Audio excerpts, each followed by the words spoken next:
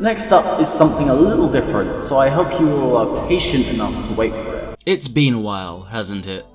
Anyway, you probably don't care, so let's just get on with this. It's interesting. ROM hacking has come so far over the years, and while some tools and other things typically have a few different people working on them behind the scenes, the ROM hacks themselves are usually only created by a sole individual, which is crazy to think about due to the fact the game being hacked was made by a team of hundreds of people. So what happens when a hack is a collaborative effort? Let's find out today.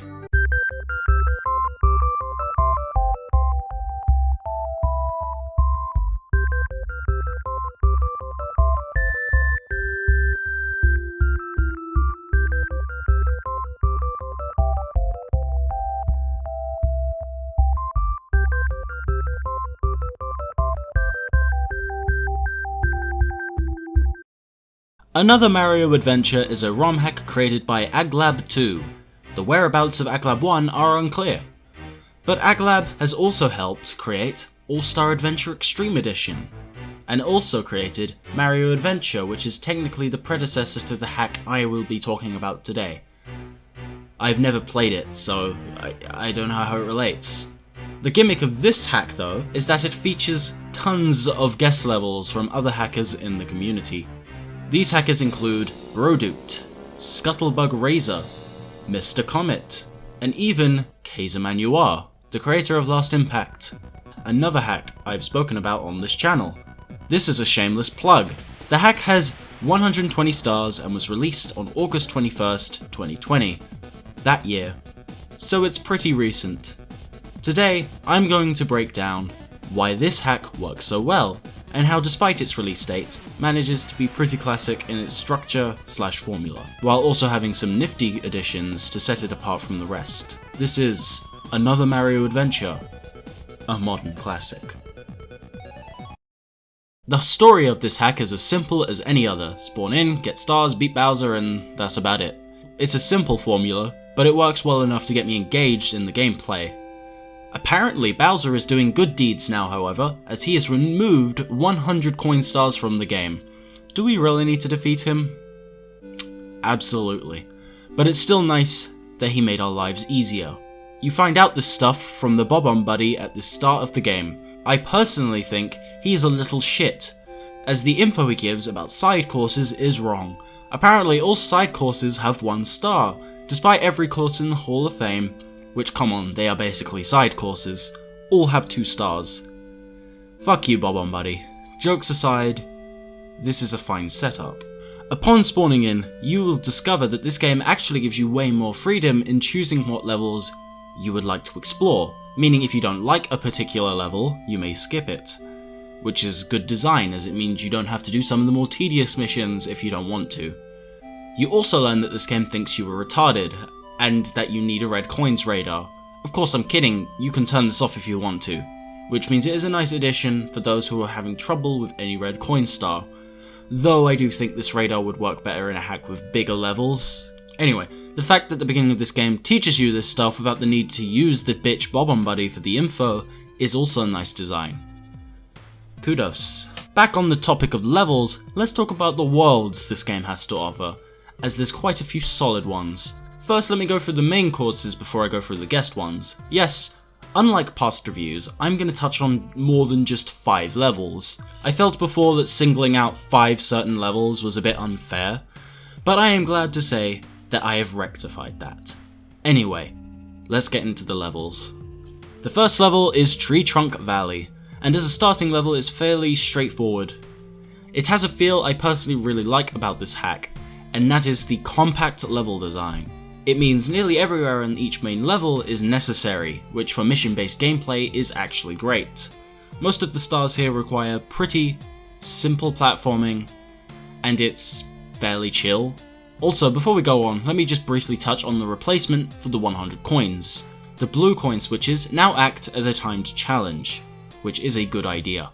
It means that when you find these in a level, it's more so a brief distraction that rewards you for your engagement, rather than a level-wide objective that rewards you for the amount of time you spent gathering a large number of collectibles.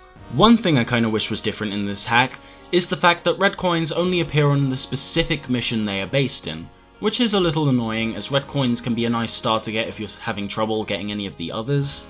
It's not a huge complaint, but I wish it was done a bit differently. Next up is Brinstar Jungle. Someone tell me what a Brinstar is. Once again, nice compact level design. I like these little platforming challenges you find when jumping down these holes. Overall, it's a solid level. Then you have City in the Sky, which is fine, I guess. The music here is good, and I really like the idea behind it, but some stars here are kinda meh. It also feels like an extension to the hub world somehow. I'm probably just being dumb, but that's the kind of feeling I got from it.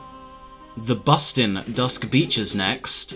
It do be bustin', and honestly it's one of my favourites. Like the others, it's compact, but there's enough here that it doesn't feel too small. That's what she said.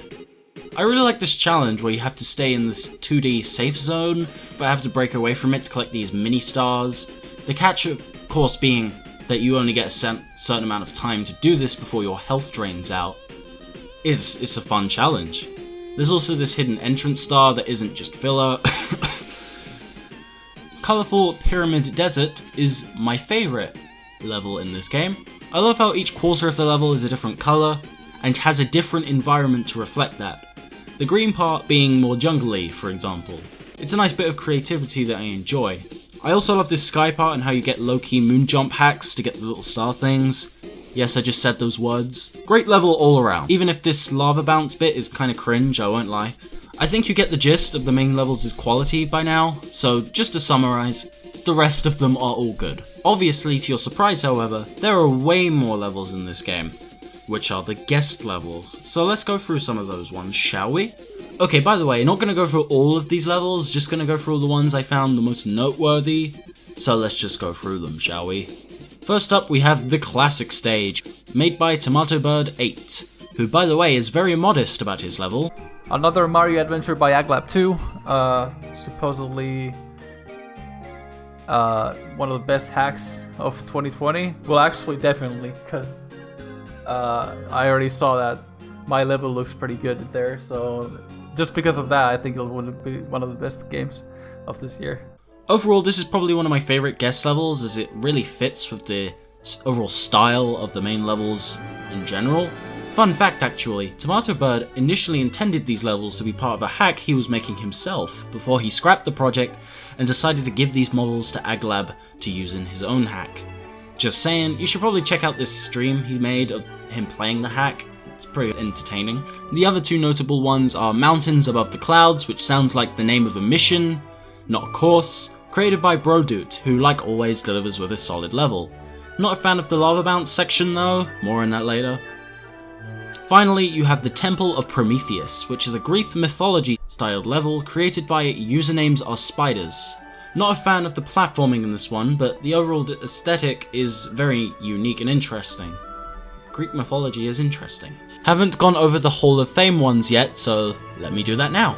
The Hall of Fame is a room full of guest levels that each have 2 stars. They aren't really my favourite part of this hack though, as some do feel a bit short, when some of these levels really could have just been full courses. The themes here are great, and overall the Hall of Fame does have my favourite guest course, Cosmic Cart Joyride by Mr. Comet. Riding on this train throughout the level is really cool, especially the star where you avoid the falling bob-ombs, and it's definitely the only Hall of Fame level that really felt like it was the right size. Any more stars in this level would have made it feel bloated, so it's great that it's just right, ain't it? I also liked Ascended Paradise because I like sky levels, and even if I failed miserably on the tower, it was a fair challenge. Fuck Chuck Yours though. Oh, and Freeze Flame Trails was a fairly decent one, even if I couldn't for the life of me get through the lava part of the level. Overall, the guest levels are a nice addition. They aren't all as great as the main levels, but that doesn't matter too much, as there is enough fun to be had in these levels themselves, and the themes of them are just as creative, if not more. Next we have the hub, which is actually one of the better hubs I've seen in a hack. I love the day-night gimmick and how it's used to change up the second hub from icy to fiery as well. I just really like the freedom it gives you to choose from a load of different levels rather than having hundreds of progression blockers saying that you need 3 stars. You can also access most of the hub world once you grab the wing cap, which is available once you have only 3 stars, which is just insane and I love it. The 2 cap levels and 2 Bowser levels are great as well. I think you get it at this point. This game is an outstanding collection of levels, each with their own themes, objectives, and fun to be had. And I don't need to read a single sign to get what's going on, which shows good guidance. Let's move on before I keep saying the same thing over and over again, shall we? Time to talk about that topic. Difficulty. In the last video, I said I probably wouldn't be covering a ROM hack with good difficulty anytime soon. Here comes the difficulty part, the part that takes me the longest to write out. Difficulty. I don't know why, but it's always been one of my favourite subjects to talk about in these reviews for some reason. I'm sure a lot of you probably are aware of that fact. It's just so interesting to see how each of these hacks handles difficulty progression and how hard some of them can fuck it up. How does this hack handle it? Well, pretty well in fact actually. You don't see hard enemies at the beginning of the game, you don't get the more challenging puzzles and platforming challenges until later in the game, and honestly it's the best difficulty progression of all the hacks I've reviewed so far. But it does come with a couple of caveats. The first is that the final boss is a tad too easy compared to some of the levels that precede it. It's just avoid the fireballs, hit 4 switches, repeat that once, and then you're done. Honestly, the first Bowser fight was a bit more challenging in my opinion, so as an improvement, switching them around would probably work. Of course swapping the themes of the surroundings, because one's fire and one's ice. The second caveat is the amount of lava bouncing you have to do in this hack. Told you I'd talk about it. Anyway, lava bouncing is when you jump into a lava pool in order to propel yourself upwards. Do not try this in real life, and it's usually done as a platforming challenge. In this hack, I think it's used a bit too often, in my opinion, and just a bit too much as well. Those things correlate somehow. Just saying, it's not the most fun challenge to do ever, and it makes Mario shout a bit too much. It's a bit annoying.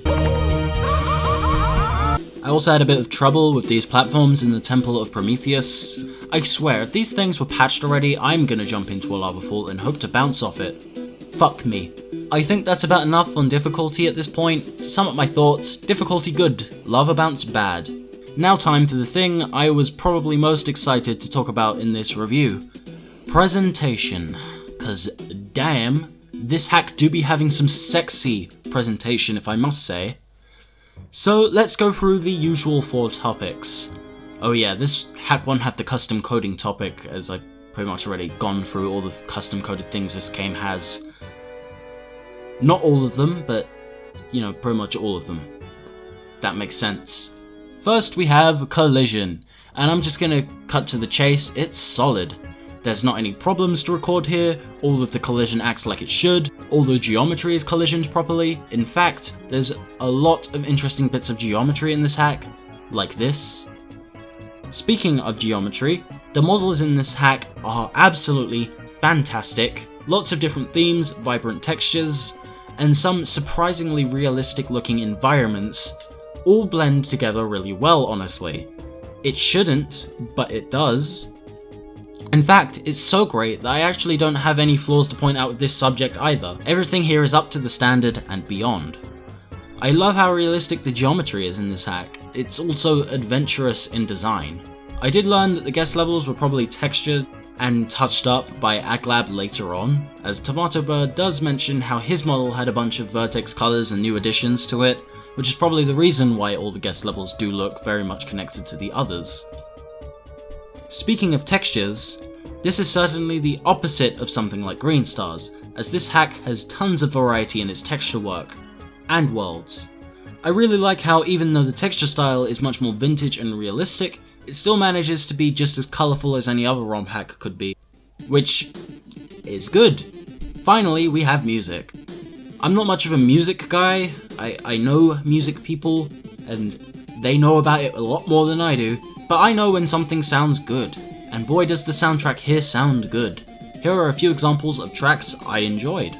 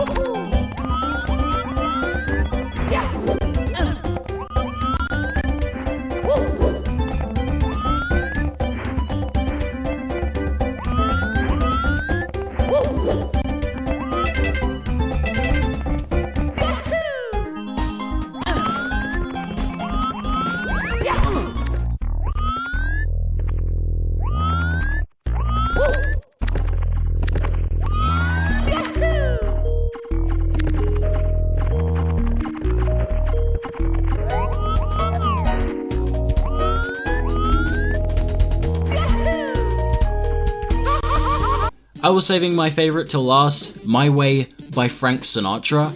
I don't know how, but this just sounds so good in the Super Mario 64 sound font for some reason. Take a listen.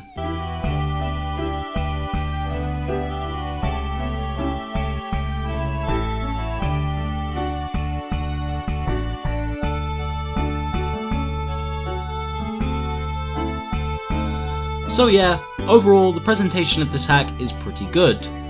No major faults, in fact I don't think I even mentioned any presentation related faults here. Okay, let me list one. This model isn't as good as the others. Major game breaking flaw, I know right? Overall, this hack really reminds me of older hacks, with its style of gameplay not being too different to the original. There's a couple of spins on the formula here and there, the themes are more original, there's original music in each level, there isn't tons of ASM, and when there is ASM used, it's used sparingly and isn't the gimmick of the entire level. It's just classic, but modern at the same time. Thanks guys for tuning in to my first review of Season 2. You probably expected some kind of spin on my usual review formula as it's a new season, but hey, sometimes being a little bit classic in your style doesn't hurt. Oh yeah, and this hack gets an 8.6 out of 10. Here's the ranking, like and subscribe, and fuck off.